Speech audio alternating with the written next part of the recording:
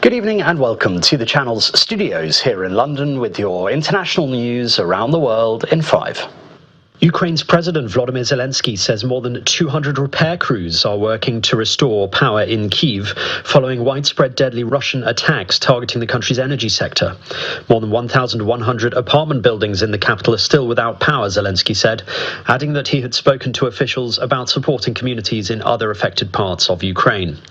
In the eastern Ukrainian town of Druzhkivka, 7 people were killed and 15 injured in Russian cluster bomb strikes.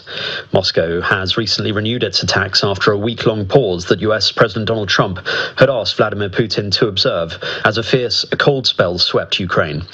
Meanwhile, US, Ukrainian and Russian officials are again meeting in Abu Dhabi to discuss details of a peace plan. Hospitals say at least 20 Palestinians, including several children and a paramedic, have been killed and almost 40 others wounded in Israeli strikes in Gaza. The Israeli military said tanks and aircraft carried out precise strikes against what it called terrorists, who had opened fire on troops in the north of the Strip, seriously wounding an officer. It added that the attack happened close to the Yellow Line, beyond which Israeli forces are stationed in Gaza, and that it constituted a blatant violation of the 3-month-old ceasefire deal with Hamas. Hamas accused Israel of using the shooting as a flimsy pretext to justify the continuation of killing and aggression against our people. No girl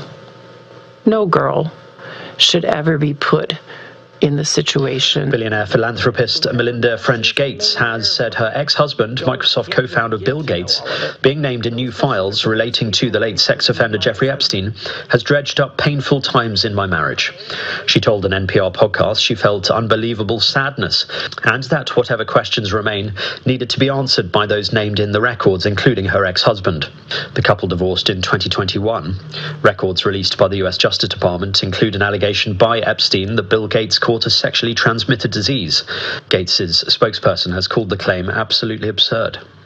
Meanwhile, Sir Keir Starmer says Lord Peter Mandelson lied repeatedly about his relationship with Jeffrey Epstein and that he regrets appointing him as US ambassador in 2024. The Prime Minister also told Parliament he will release all material relating to the appointment, barring national security and international relations exemptions.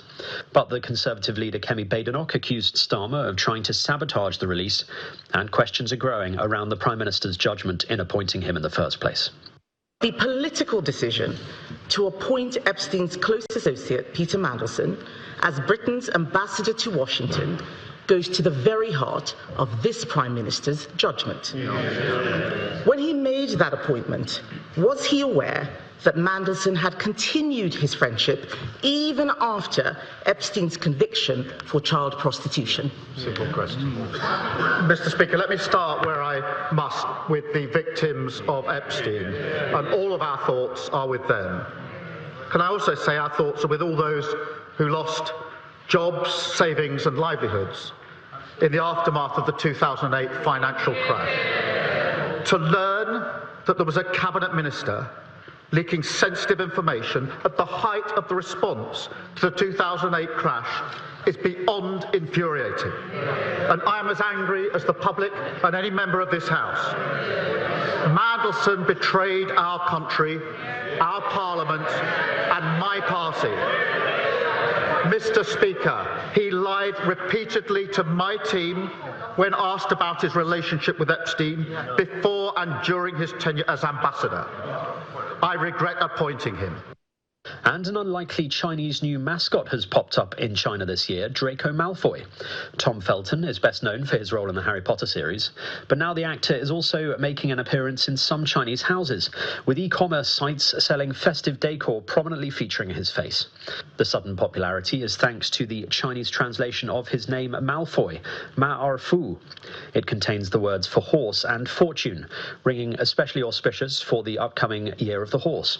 Harry Potter is hugely popular in China, with hundreds of millions of books sold. A re-release of the series' first film in 2020 grossed more than 90 million yuan in just 3 days.